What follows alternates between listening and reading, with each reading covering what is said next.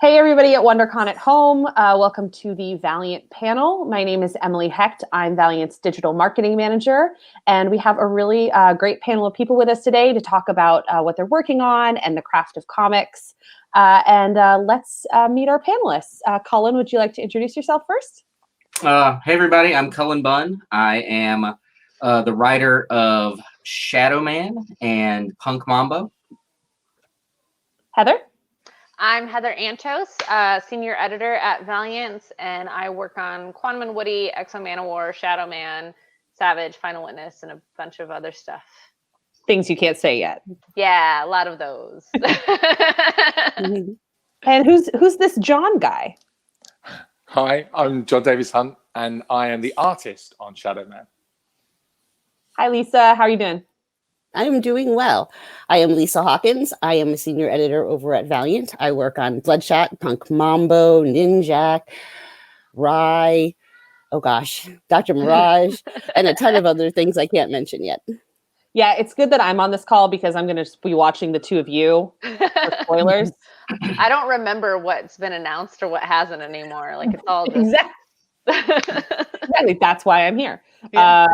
That's all I think about all day is what's getting announced and when. And speaking of Bloodshot, Mr. Tim Seeley. Hey, I'm Tim Seeley. I'm the writer on Bloodshot. I wish I was actually at WonderCon instead of in my apartment overlooking a Dollar Tree, but it is what you get. But you've kind of got you set up like a lot of you guys have your apartment set up a little bit like a con. We've got a lot of comics going on. I love it. Yeah. So it's so great to have you all here. I think I'll start off with kind of a general question. When you are thinking about creating a comic, what is the first thing that you think about? What is the first thing that you do when you get a project? What's the starting point? Heather. Oh my, no pressure. So when it's a little bit different, I think, from an editor standpoint than a creator standpoint, because as an editor, either creators are pitching an idea to you or it's up to you to come up with the project in general. And one of the earliest things I was taught when it came to putting together a project for comics is something called the 3 C's.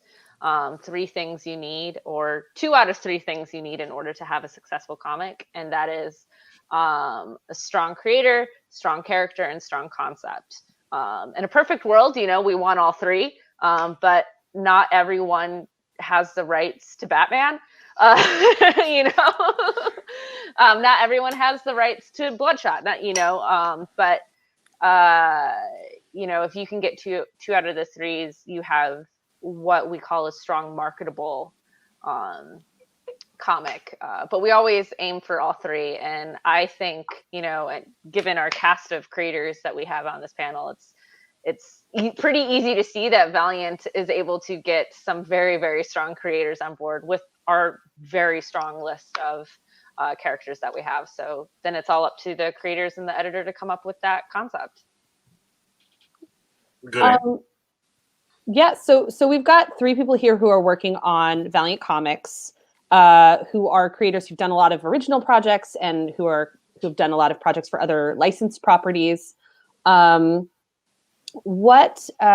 would you say when you're starting out working on something like a Bloodshot or a Shadow Man that is an existing character? How do you start that process in particular? Like, for example, John, I know that you redesigned Shadow Man's look. Where does that process start?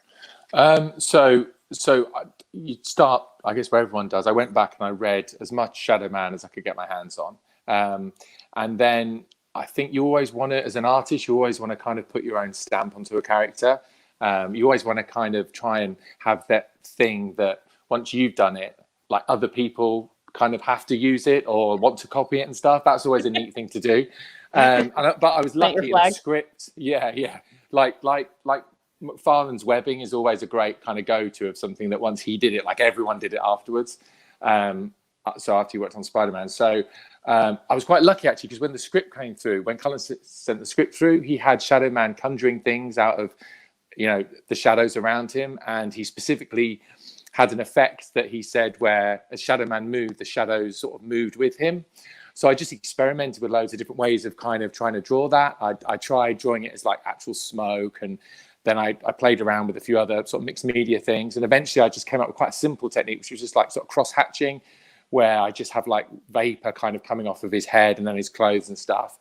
So that became quite a thing, really, just trying to do that. And then apart from that, in his overall design, I tried to, give him a look that was, it's hard, true to the original, because you can't change too much. You can't suddenly like make him purple and just go, look what I've done.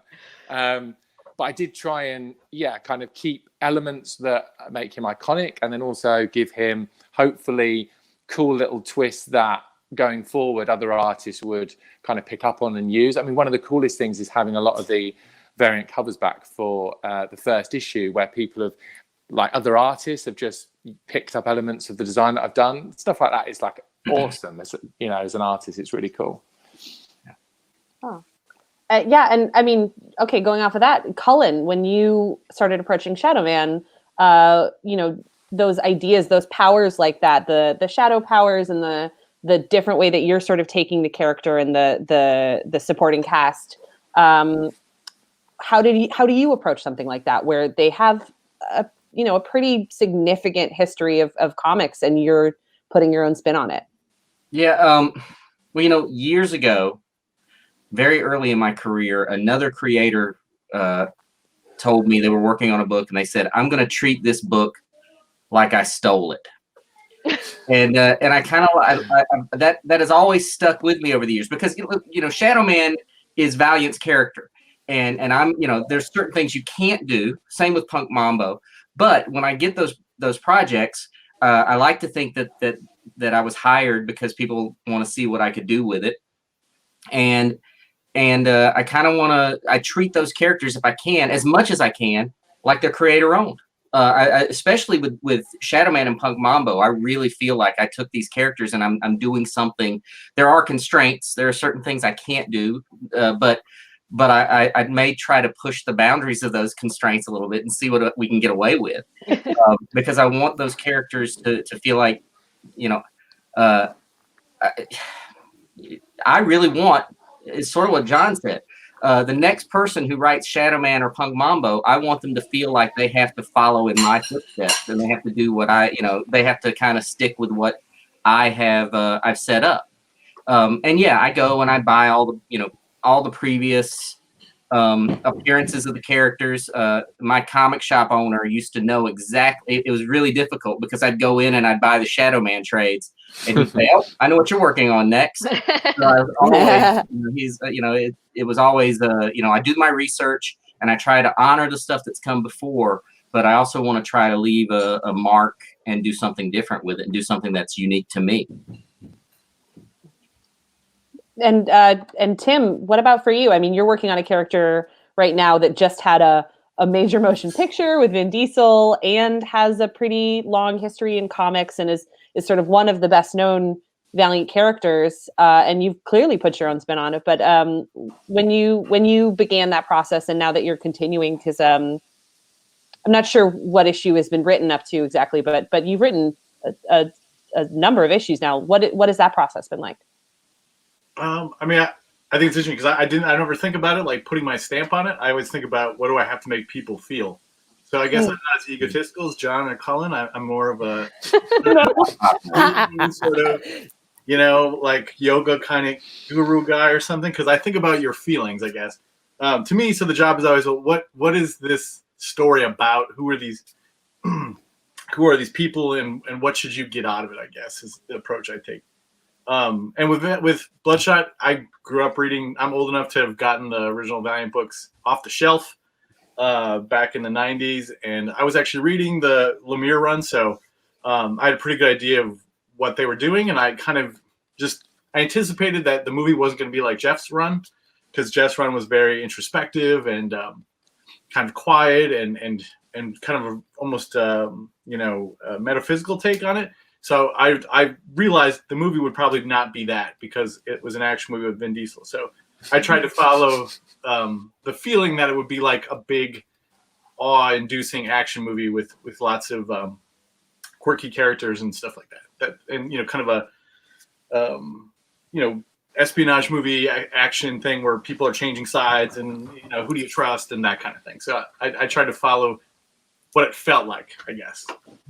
Yeah, I know you've described in the past kind of like a Frankenstein 90s action movie mashup vibe that I've always really enjoyed. Call it, yeah. It's G.I. Joe plus the Crow. It's G.I. Crow. Stop the panel. We're done. Nothing that is said will be better than that. And Lisa, you're shepherding a ton of pretty iconic properties, and in the past, over your career, you've worked on a bunch of those too. When you set out to begin a project with a creator, let's say you've got the team in place, the pitch has been accepted, you're ready to go. How do you get that team to start working together? How do you shepherd that comic into existence? Well, if I'm lucky enough to have the team in place, I have the team that I want to be working on this project. And I think that's the hardest part about, casting a comic book. Once you get the right team, it's more or less, I'm not going to say easy, but you're well on your way. If you're enthusiastic and excited about a project, you can kind of feed that excitement onto your freelancers and you get them excited about a project. I know for Punk Mambo and I know for Bloodshot, they're labors of love. I mean, we talk via email all the time. We're Team Punk, we're Team Bloodshot. We encourage each other. And I think that makes for a better product all along. So we haven't really gone through the process of making a comic yet in this panel, and that's something we kind of like to do. We'll put up a little graphic because I think a lot of people who read comics don't really know how many people are involved in the process. From the administrative team of the publishing house to the writer who pitches to the penciler to the inker to the colorist to the letterer to the editor to the cover artist, so there's like a huge number of people who go into making a single comic. And I know that a big part of an editor's job is project managing just insane amount of people working on separate timelines to try to create something that has to go out on a specific day. What is your strategy for managing that complicated of a process? Are you talking Lisa, to me? Let's start with Lisa. Well, you can't see who I'm looking at. I keep forgetting that. It's like spinning plates. I mean, you just want to keep those plates spinning at all times. So I basically go through one project at a time. Who have I spoken to? Who do I need to speak to? Who do I need to encourage to be moving faster? It's pretty much nonstop. What about you, Heather? Yeah,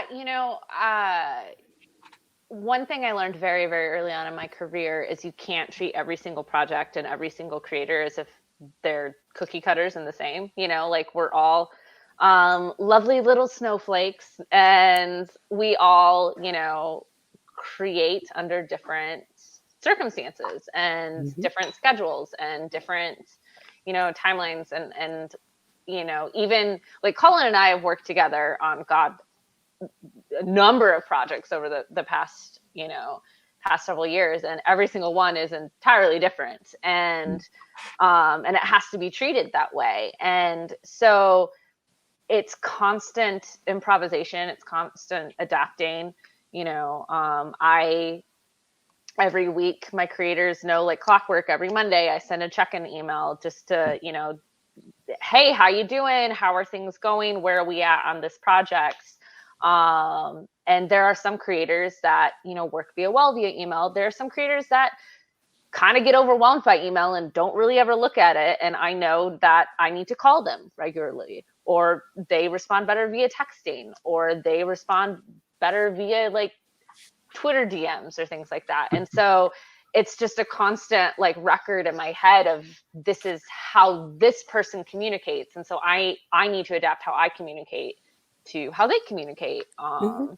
Because at the end of the day, I want to make sure that all the creators I work with have to worry about is creating, and that's it. They shouldn't have to worry about deadline. That's my job. I'm going to make sure they stay on that.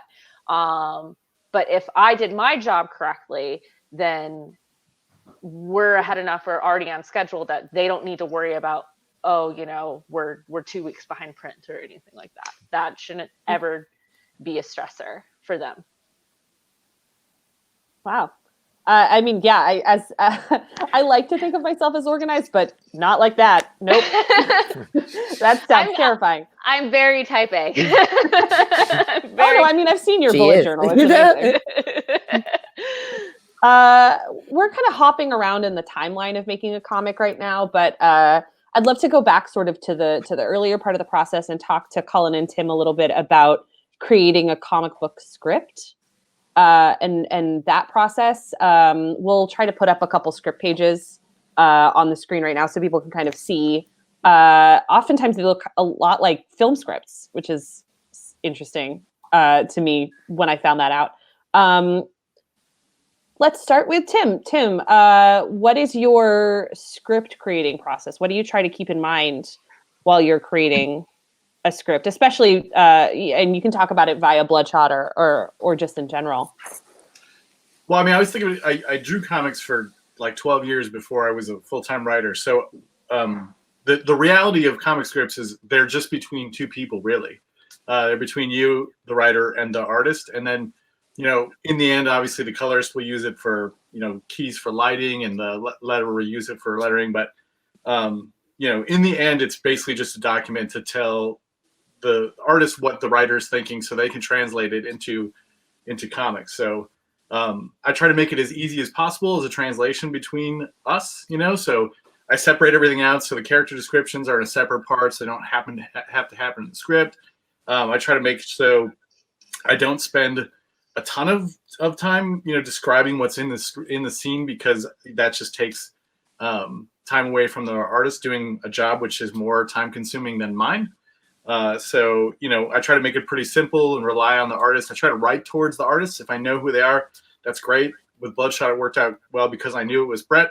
And not to make Brett look old, but I've been reading Brett's books since I was a teenager. So so I knew what he would do. So I wrote it towards him, you know, and just kind of try to make it an easy process instead of, you know, we're collaborators. I'm not leading him necessarily, or her, whoever's drawing it. I'm trying to, you know, for us to make something that's basically a synthesized version of both our visions. So, you know, it's not ego driven. It's very much about, let's make a good comic, you know, and if they have a better idea, that's fine. And I would say, as long as you don't subtract anything, you can add whatever you like. Oh, and Cullen, what about you? What's your thinking process like for a script? So by the time I get to the script, I've usually gone through the story 5 or 6 times because I used to write a lot of prose. That was where I really got started. I was writing a lot of prose, and when you do prose, back in the day anyway, I didn't worry about outlines. I would just go for it, you know, and I could write it, and hey, this isn't a short story after all. It's a 6-novel series, and I can just keep writing. But comics don't work that way. Because comics are limited by the number of issues in a series, the number of pages in an issue, the number of panels on the page. So for me, I really do a lot of outlining, and I really focus on you know, on the pacing of the book, and it goes through several stages. There's an initial outline, which honestly, people used to make fun of me when they see it, because it would say things like discussion, run, fight. And I would, you know, say how many pages there were for each of those things. And I do all these columns, and then I do a more detailed outline where I say, I need these are the scenes I need. And this is how many pages I think each of those scenes are going to require. And then I add up those pages and realize I've outlined like a 60-page book. And then I have to go back and trim everything down to be the 20 pages that the comic is. So that's really a lot of the work for me goes into that, you know, on that stage. And then I do a really detailed outline, which is almost a bulleted. It's like a bulleted outline. It'll say page 1, and it'll have 5 bullets, and each bullet is a panel. And a lot of artists could probably take that outline and draw the comic from that. I don't, I don't send that to the artist. Then the editors will see that a lot of times, but not the artist. And then I'll take that outline once it's been approved, and I'll script to that, and I'll expand it out into a script. So my hope is when I get to when I finally get to actually scripting, it goes pretty quickly, and there shouldn't be too many surprises for me or for the editor, because we've gone through this to quite a bit to see what the issue is going to look like. Did I ever tell you when I worked when I was doing some stuff for DC, they sent me one of your outlines and said, "Can you do this like Colin does?" And I was like, "No, I can't. I have no idea what happens until they start talking to each other. I don't know the plot."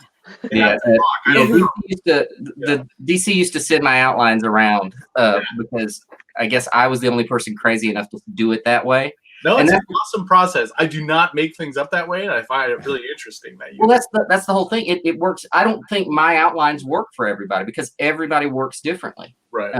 But it's the only way I feel really comfortable about it. And believe me, there are scripts that I've had because of deadlines or whatever, where I've had to just forego I've had to skip certain stages of outlining. I don't like it as much, but I've done it. That's so fascinating. I was going to say, like, again, Colin, having worked with you for, 5 years now, you very much have your process down to a science, which, as editors, it makes us very happy because we always know, exactly how that process is going to go. And obviously it's great work because we keep working with you. Those outlines are really easy to work on when I'm at a bar. That's why I do that outline process. It's so easy to work on at a bar. I don't need any more excuses to be at bars. See, Tim, do the outline like Colin. That's the part you were missing. You got to do the bar outline. Yeah, it's part of the process. Well, I've seen photos of Colin. His outline phase is he sits on a beanbag. I'm not making that up. I've seen your photos. You sit on a beanbag and you write like this on your back. So you're out of your mind. That's not true. That's not true. I was going to ask John a question, but I feel like we need to chase this beanbag thing down a little bit. Yeah, it's fine. Well, John draws on a beanbag. Yeah, John, what kind of beanbag do you draw on? Just different sizes depending on what day of the week it is. Yeah. I'm pretty sure you can get rid of all furniture and just have varying sizes of beanbags in your house. I mean, that's the dream, right? Right, totally. You're doing something right if you do that. I would love to ask John though. So you get a script from a Cullen, for example, as you're doing now, or from someone else you're working with. The bun. And what is that sort of process like of taking the words and translating them into art? Because it both, to me as an outsider, seems, the whole thing's here, I can just translate it, but also, there's nothing here but words. What do I do? Yeah. So the first thing I always read the whole script through, and I like 2 or 3 times, to the point where I can kind of picture the script almost as if it was a film kind of in my head, so I can see, and so everything makes sense. And normally everything makes sense in the first read through, but sometimes it takes 2 or 3 just to, particularly if there's an action sequence, for stuff to like gel, and then I'll start thumbnailing, where I just go through on a scrap of paper, and I'll just really roughly work out what's going on each page, and they'll be like literally like the scribbles you do when you're on the phone, basically, and then I do slightly more detailed thumbs, which are barely more detailed, but enough that I feel comfortable to at least show Heather. But every time I send them to her, I'm like, I can draw. Like, these are, please appreciate these really well. I'll also, if there's an action sequence, I tend to plan out my action sequences, normally top down, and I tend to draw like a little map, because I'm quite a stickler for like the detail in surroundings and backgrounds. Weirdly, because I know a lot of other friends who are artists as well, I quite like drawing backgrounds in comics. So I like things to fit, and I like things to make sense in different, in different panels. And then I'll get feedback from Heather, which is really good. One of the things I like is that that kind of like collaboration you get in comics, because quite often sometimes you'll sort of fixate on the way something should be, and you might miss a certain element in the script, or you might have not thought to move a camera or do something in a certain way. So it's nice to have someone who can chime in and go, actually, this is nonsense. You should do it this way. So that's helpful. And then I go straight into drawing, basically. But whenever I approach a new project, I always try and, I think, as an artist, you're always trying to up your game anyway. But whenever you start a new project, I'm really like, okay, right, I'm not going to repeat any of the mistakes I made. I'm really going to go for it this time. It's going to be perfect. So I always try and think about what I can bring to a series, like what new elements I can do. So like with Shadow Man, obviously, there were shadows, which was a big part of it. But I really thought about how different ways I could do that, and texturing things and adding more layers of like interest into the scenes and stuff. And then I just go and draw it. And then you have days of angst-filled, like artistic, I can't draw and everything's crap. And then you get partway through. So I normally get 4 or 5 pages into each issue, and then it's all motoring and I'm really enjoying it. And then that issue gets to the end, and I don't really want to finish it because then I have to start a new issue and go through the same process of like, this issue's not as good as the last issue. It's terrible. And that's my process, basically. I love how that answer started with this like really technical discussion of the steps of creating a comic, and it ended with sort of this like existential scream into the void. Yeah, which is exactly what my day-to-day comic life is like. Basically, that's a snapshot of it. Hang on, sorry, just every week. Yeah, exactly. Yeah. I always leave a good 20 minutes at the end of the day just to have a good scream, quiet, like somewhere in a room. It's also really interesting though to have both artists and writers on one of these panels together, because just because of scheduling, et cetera, it's not super often that we're able to have so many different aspects of a single comic on one of these panels. We got editor. We actually have the editor, the writer, and the artist from a single comic right here, which is really cool. And the editor and the writer from another comic, a writer who has also drawn the character wonderfully. Shout out to Tim's sci-fi video where he draws Bloodshot for like 14 minutes. It's really cool. So, okay, we got a script. We have pencils and inks. John, do you do your own pencils and you do your own inks? I do, yeah. Okay. Sometimes, fun fact, those are separate people. On Bloodshot with Brett Booth, Brett does pencils, and a wonderful artist named Adelso Corona does the inks over top. We'll show some of that comparison on the screen now. It's happening. You can't see it, but the audience will. So the next thing that kind of comes into it, and I'd love to sort of hear from different people about this, is sort of what I like to think of as the unsung heroes of comics, which are the colors and the letters, because they're the kinds of things that I once had it explained as kind of like the tech team in a theater, where it's the best if you don't notice that it's happening and that it's working like it should. Because colors and letters bring so much, but if you're noticing that they're happening, there's probably something going on. So Heather, when you're working on a comic and you're getting the colors and the letters, let's start with colors. What's that? What's your thinking there? Like when you're getting a colorist on a book, when you're looking and making suggestions, what are you looking for when you're looking through colors? So first and foremost, I think mood is key. Coloring, it's like your lighting in a theater show. It's what mood are you trying to evoke?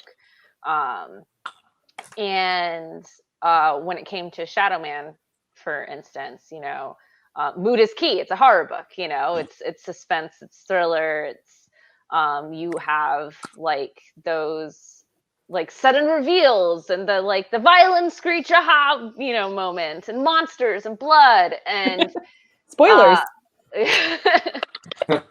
There was always going to be blood. Come on. Yeah. I mean, look at that first page. But yeah, so when it came to thinking about that book, first and foremost, I always ask the artist I never want to have, I don't want to force people to work together that don't want to work together, basically. And a lot of times, artists who've been working in this industry for a long time, they have go-to people that they trust and like to work with. And, John was very, very open. We talked about it for a little bit, and I can't remember if it was him or I, but one of us suggested Geordie. I think it was you. Although I had wanted to work with Geordie on every project I've worked on. And Geordie's someone who I've worked with for years now on various different projects, and she is hands down one of the most talented creators in the comics industry. She's won Eisner's twice for coloring, but she is also a very, very talented writer as well. And one of the things that she and I originally bonded over is our love of horror, and she really understands horror evoking mood and energy that's not just scary. It's all about kind of like the macabre reflection of dark human mind and all of that stuff. And she really thinks about things in such a deep way, and what she brings to the page is really, really, really clever and clearly thought out. And she makes all of these choices, like some of the choices she makes on Shadow Man were very, I think, shocking to me, because they aren't necessarily the most literal translation of color, but they work so well. And she really tells the story. It's fascinating. It's, you have the elements that Cullen brings to telling the story through words. And then John draws it, and you can follow the story through his layouts and through his inks. And then the color comes on, and you can follow the story at a whole other level. And then you get Clayton, who's doing the lettering, and then you can read all the things that the characters are obviously saying. And it's just this layers and layers and layers and layers of storytelling. And if everyone is at the top of their game and doing the best they can, every single layer just elevates, and it's really cool. It's really, really cool to see that, like, behind the scenes making process. Because I think, if I could just add an additional thing on as well, I think when you have, because of the advancements in technology over the last 10, 15 years especially, you have colorists now like Geordie and many others in the industry who they're almost like a co-artist as well. Like they bring as much of their own artistic interpretation into the book, and certainly as much work, and they add so much. Like they can save a book. There's certainly bits of my art that are massively elevated because of what Geordie has done. So it's kind of like, although I almost feel a bit sort of self-conscious being displayed as like the artist, and then Geordie's like the colorist, when really like it's become in so many cases, I think for so many books, I think you do have two people providing the art, and it's such an important part. And then equally, as Heather said, with Clayton as well, the advances in like lettering techniques, like the difference a different font can make, and the flow as well, because you're setting a page out as an artist really thinking about composition, and the letterer comes in and they're putting big bits of kind of negative space all over the page, and if they don't know what they're doing, that can affect the flow so much. So yeah, it's layers. Yeah. On Bloodshot, Tim, your colorist is Andrew Dahlhaus. Yeah.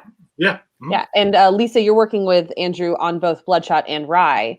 I'll put two of those pages side by side up so people can kind of see how one colorist does two books very, very differently. How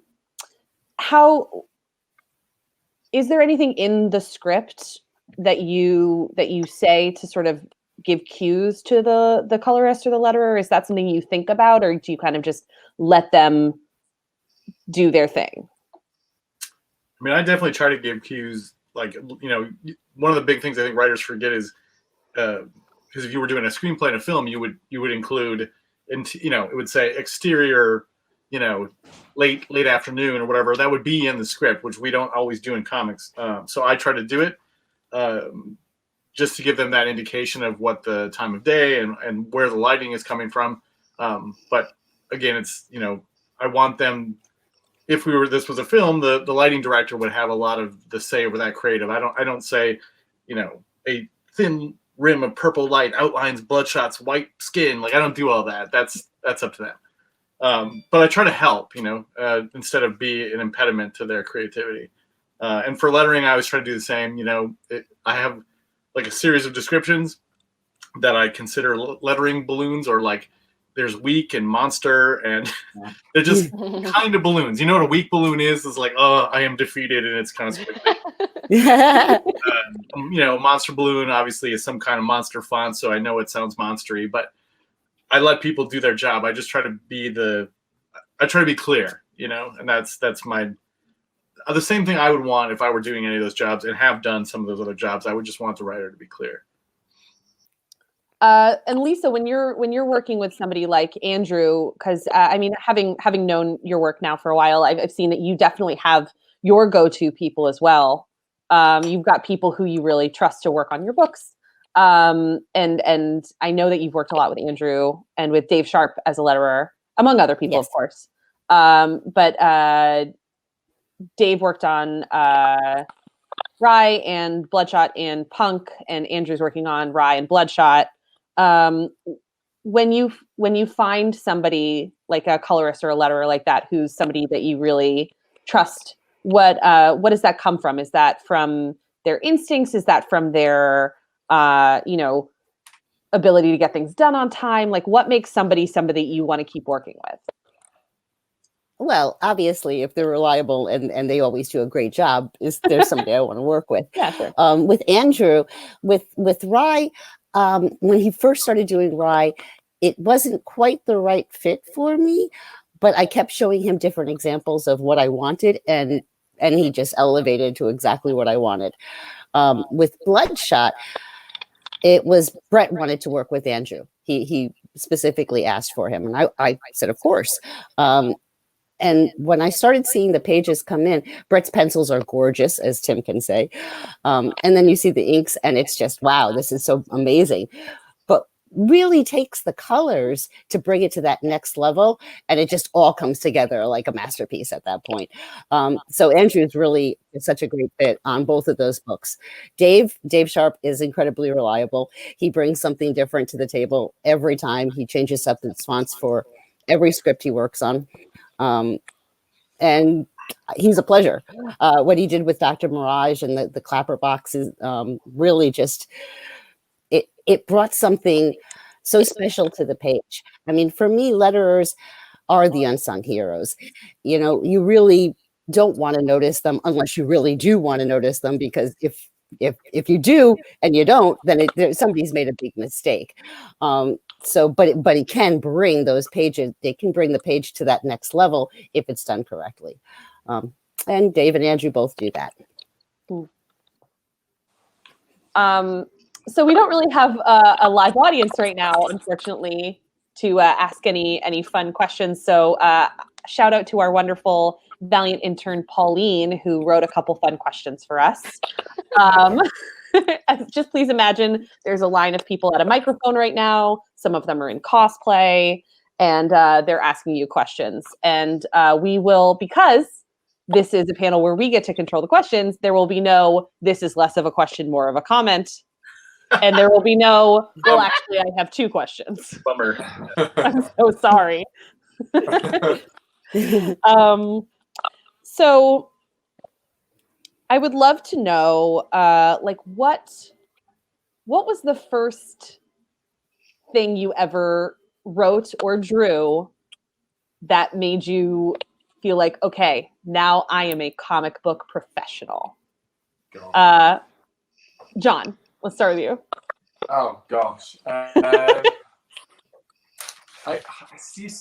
think you always feel like slightly a bit of a fraud, or you're fearful that you're not going to get any more work because it's so awesome. But I think I probably, when the first issue of Clean Room came out, which was my first, sort of big-ish, my first book for DC, that was the first time where I was like, wow, you know, I'm actually doing this. But I still would never have actually said to anyone I was actually a comic book. I didn't tell people I was a comic book artist until I think I finished Wildstorm, like really recently. Up until now, I'd sort of like, because I worked in video games for a long time, and I was doing comics while I was working in video games, and then I left video games, I made comics. But yeah, only relatively recently do I dare sort of say those words. I'm a professional comic book artist. So yeah, but probably once I did Clean, once I had the first like what I would call a proper American comic book, because you know, I grew up reading 2018, loads of British books and everything, and lots of French comics as well, which I love. But there was something about, you know, doing in an American comic book which felt really, really special, I think.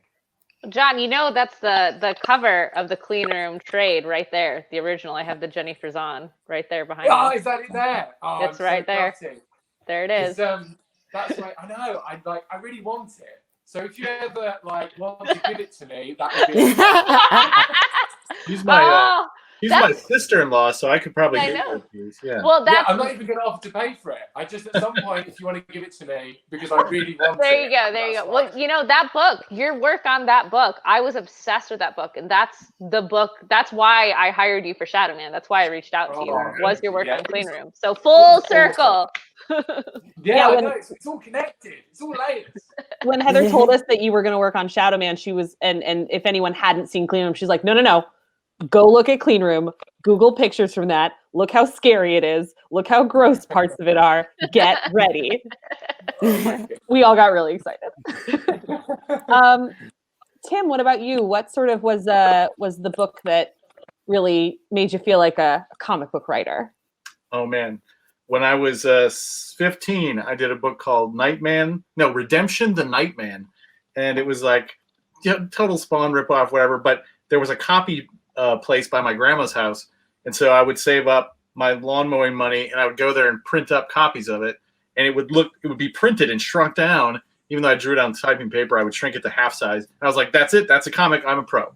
There you go. I wrote it, drew it. It was totally a big deal. Yeah, there was like at least 13 copies floating around out there. So yeah, Redemption: The Nightman coming to you soon, I'm sure. What do we think, guys? Can we make that a Valiant book? Yeah. Heather, Lisa? Only if we print it and shrink it down in the exact same format. Oh, but of course. And I think Malibu had a character named Nightman. They nicked my name, so we're gonna have to sue them. Which I think they're owned by Marvel or Disney now. No big deal. We should be able to do that. It shouldn't be a big deal. No, they'll be fine with it. It's No fine. problem. Cullen, did you also Xerox your own comic books at the age of 15? Or I was did. it a different? Oh, you did? Even I was going to say everything I've ever written has proven to me that I was destined to be a professional. It's so awesome. No, but that's a lie. I don't feel like I'm a professional, even though I make my living doing this. But no, when I was in 5th grade, I did a comic for all my friends called X Laser Knights that I wrote and drew. Whoa, they were X, like they quit? That it was X, like X-Men. Sorry. But and it was laser with a Z. Sequel. But that I wrote and drew. I think I did 13 or 14 issues. And then in 7th grade, I started a comic company with my buddy called Hero Comics. And I did a book called Captain Cosmo. And he did a book called Wise Wizard's Words. And he put like a suggestion box in the comic book store. Like, if you have a question, the Wise Wizard will address it in the comics. That's the worst idea anyone has ever had. It was such a bad idea. But we used to go to conventions and sell copies of our comics for like 25 cents a piece. And there was a guy when I was growing up in North Carolina who did the circuit of all the comic conventions. His name is Matt Fizzell, and he did a book called Cynical Man. The stick figures. Stick figure.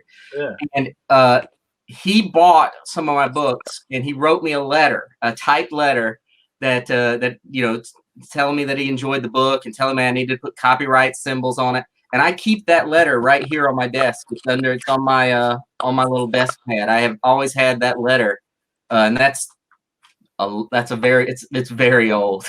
And so I had a and- very similar experience with Matt Fazella. He would send letters to people. We should probably we owe him one. yeah, well, I think last year or 2 years ago he was at a convention I was at, and I went and gave him some of my books and thanked him for that letter. But yeah, it's I've been making, and those were comics I wrote and drew. So hey, Tim, I'm an artist too, pal. I don't know. Maybe we'll switch it up. I'll write something and you draw it. How about that? I've always thought it'd be fun if in a comic one of my characters would get hit really hard and like would get all spacey, and then we'd switch and let the artist write it and I would draw it, and it would just look awful because it would be my art. Oh man, I'm for this idea. Yeah. If I can just pitch that, that's what the dead side looks like now. There you go. Yeah, I draw it. Yeah. Yeah, John, you're gonna write the dead side sequences and call it. You can let Lots of stick figures. Massive armies. I think we're gonna wrap up in a minute here. Thank you guys all so much for being here. I'll ask one last sort of fun little question, but before we do that, shameless plug time. Please join us for some more Valiant fun on Valiant Comics Twitter, Valiant Comics Facebook, Valiant Entertainment on Instagram, and the Valiant Comics YouTube channel. We have a lot of fun on there. I run those, so if you send a message or you tweet at us, you'll get me, and we can just talk about comics. And I'm just on there all day hanging out, so come hang out with me. We have, obviously, Cullen's Punk Mambo is out in the world, and you can go find that now. We've got the upcoming Shadow Man series that Cullen and John are doing, that Heather is editing. Tim's Bloodshot series is ongoing, that Lisa is editing. Is there anything else that anyone would like to let our viewers know that they should go check out? Since I don't know who's got something I want to say, just let's do a hand raise. Anybody? Nothing? Really? We might just cut this question then. Well, I'll raise my hand. I just if anyone wants to talk or follow me, the best place to interact with me really is Twitter, and it's just my name is my handle. So feel free to reach out, follow me there. I do my best to answer questions on Twitter if people throw them my way. So there you go. He posts pictures of cocktails, and they always look really, really good. I do post a few pictures of cocktails. Yeah. Does anyone else have a Twitter handle they want to let us know about? Heather? Yeah, you can follow me at Cullen Bunn at Twitter. Send all your comments, questions, and concerns there. John, you're on Twitter, I think? I'm on Twitter, yeah. Again, I'm exactly the same as Cullen. I'm just at John Davis. I didn't realise all the young people have all the cool names on the Twitter. No, that's a terrible idea. You don't want to. Yeah, you want your name. You're doing it the right way. Lisa, I don't think you are, right? You're not on Twitter? No, not currently. It's a strong choice. I don't begrudge you that choice. What about you, Tim? I'm at Hackin' Tim Seeley on Twitter, and I use it too much and I hate it, but I still use it very much. So yes. Okay. I'd like to close out with one last question, and we will go down the line. If you could create a comic with one Valiant character that you have not worked on yet, just like dream crazy character. Let's say one Valiant character and one non-Valiant character. Pick one of each. Oh, wow. Who would it be? Are they together in a comic, or are they two separate comics? Let's say separate. Okay. Does everyone need a minute, or are we good? We're good. Okay. We're good. Tim, let's start with you. What's that? For me? Tim, let's start with you. Sorry. What's one Valiant character and one non-Valiant character? Okay, so ones I haven't worked on, I would definitely like to do Exo Man-War at some point, because it's basically Space Iron Man or Barbarian, Conan with Iron Man suit. That's pretty cool. And then let's see, non-Valiant character. I still haven't done anything with. I haven't written Spider-Man. I feel like that's something I should probably get done at some point in my life. Lisa, what about you? What are some projects that you're. Well, I don't want to step on anybody's toes, Heather, but I'd love to play with Shadow Man. I think that would be lovely. And outside of that, I would like Morpheus from The Dreaming. Ooh. Similar. John, what about you? I'd love to work on Ninja K. Or I was putting Ninjak.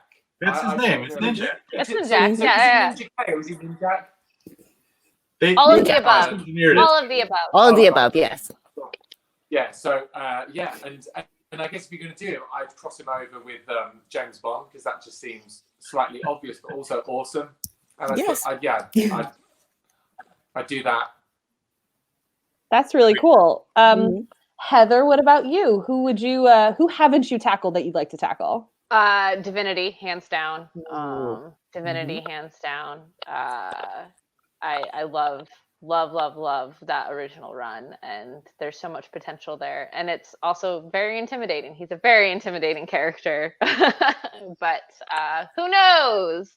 And then as for non-Valiant characters, Moon Knight probably.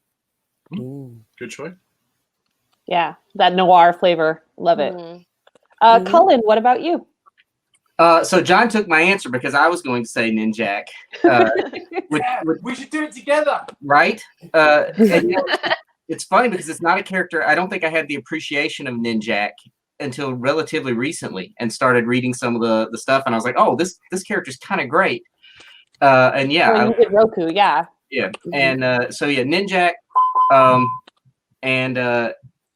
and non-Valiant. I have always wanted to write a Man-Thing book for Marvel. No, I can see that. I think a really horrific Man-Thing book would be awesome. So I was an editor on a Man-Thing book once. if only we'd have known each other. Yep. Well, I think ending on a bunch of books that we can all joyfully imagine in our brains seems like a good place to stop. Thank you guys all so much for being here. Cullen, Heather, John, Lisa, Tim, from everybody at Valiant and from everybody at WonderCon. Thank you guys so much for joining us. Please stay safe, stay healthy, and stay Valiant. Bye, guys. We're gonna close out on a big fade out wave. It's gonna be great. Slow motion. Bye. Yeah, slow motion wave. That's the wrong kind of wave. Bye.